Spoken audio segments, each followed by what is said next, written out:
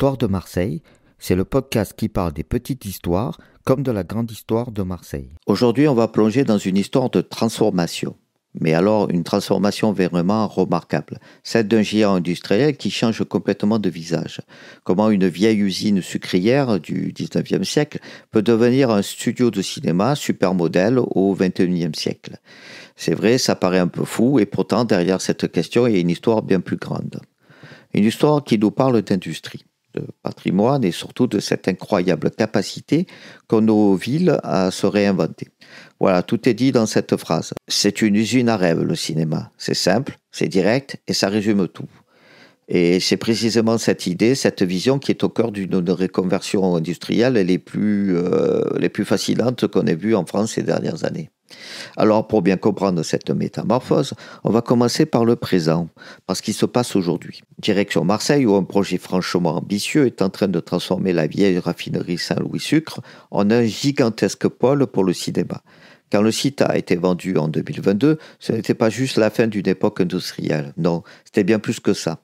C'était le début spectaculaire d'un tout nouveau chapitre. On passe littéralement de la douceur du sucre à la magie du cinéma. Ok, mais attendez, avant de parler de studio, de caméra et de blockbuster, il faut vraiment qu'on prenne un instant pour comprendre ce que ce lieu représente.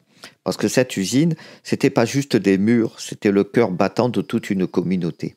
Imaginez, pendant plus d'un siècle, cette usine, c'était bien plus qu'un simple moteur économique pour la ville de Marseille.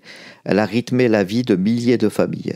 Le déclin ne s'est pas fait en un jour, ça a été long. Ça a commencé dans les années 70. L'activité a commencé à ralentir petit à petit jusqu'à l'arrêt complet du raffinage en 2015. C'est une histoire qu'on connaît bien, malheureusement.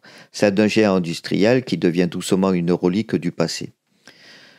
1200, c'était énorme, c'était le nombre de personnes qui faisaient tourner l'usine à son apogée. Et juste avant la vente, il n'en restait plus qu'une toute petite poignée juste pour assurer le minimum.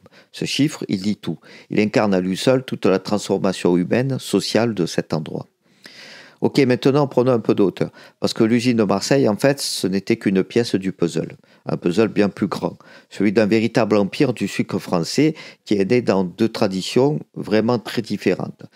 Il y a d'un côté le nord de la France, le sucre de betterave qui vient de la terre, de l'agriculture locale, et de l'autre côté le sucre de canne qui arrive par bateau, fruit de grand commerce mondial.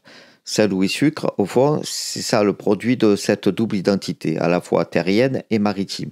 Et attention, ce géant industriel, il ne s'est pas fait en un claquement de doigts, pas du tout. C'est le résultat d'un long, très long processus de consolidation de dizaines de petites sucreries locales qui ont fini par fusionner les unes avec les autres avant que tout le groupe ne soit racheté par le géant allemand Südzucker au début des années 2000. Et puis il y a eu un drame, un vrai tournant. En 1995, un accident d'avion qui décime toute l'équipe de direction. Cet événement tragique va tout changer. Il a forcé une restructuration énorme et l'entreprise a dû se recentrer uniquement sur le sucre et vendre des marques alimentaires que tout le monde connaît comme William Saurin ou Panzani. Toute cette histoire nous ramène à aujourd'hui à Marseille. Maintenant qu'on a tout ce contexte en tête, on peut regarder de plus près, voir concrètement comment cette vieille usine à sucre est en train d'écrire un scénario complètement nouveau pour son avenir. Alors, qui est derrière ce projet? En fait, c'est une vraie collaboration, un travail d'équipe. Il y a un spécialiste de la reconversion des friches industrielles, Brownsfields.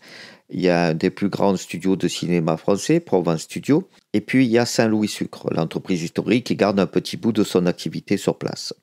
Et donc, à quoi va ressembler le site demain? Ce sera diversifié. Le cinéma va prendre la plus grosse part du gâteau, quasiment la moitié de l'espace. À côté, on aura un pôle logistique tout neuf. Et le sucre dans tout ça, il ne représentera plus qu'une toute petite partie de l'activité. Un peu comme un clin d'œil à l'histoire. Mais ce qui est vraiment intéressant, c'est que le projet ne s'arrête pas au mur, au bâtiment. L'idée, c'est aussi de créer des vraies opportunités pour les gens du coin. Ils vont mettre en place un centre de formation au métier du cinéma et il sera destiné à priorité aux habitants des quartiers nord de Marseille. C'est ça l'idée. Construire des carrières, pas juste des décors de cinéma. Et en termes d'impact économique, c'est potentiellement énorme. Il faut bien comprendre que l'industrie du cinéma, c'est un moteur économique très puissant. Ça injecte des millions dans l'économie locale. La demande pour des studios de cinéma en France est en train d'exploser. Et surtout, ça crée des emplois qualifiés et pas seulement pour les acteurs ou les réalisateurs. On parle d'électriciens, de menuisiers, de plein de métiers techniques.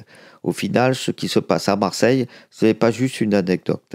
Non, c'est vraiment le symbole d'une tendance de fond. une tendance bien plus large qui est en train de redessiner complètement l'avenir de notre industrie et de nos villes. Ce tableau, il résume tout parfaitement. Regardez, on passe du raffinage du sucre à la production de films, des ouvriers d'usine aux techniciens créatifs. Les bâtiments eux-mêmes, ils changent de rôle. Avant, c'était des actifs industriels.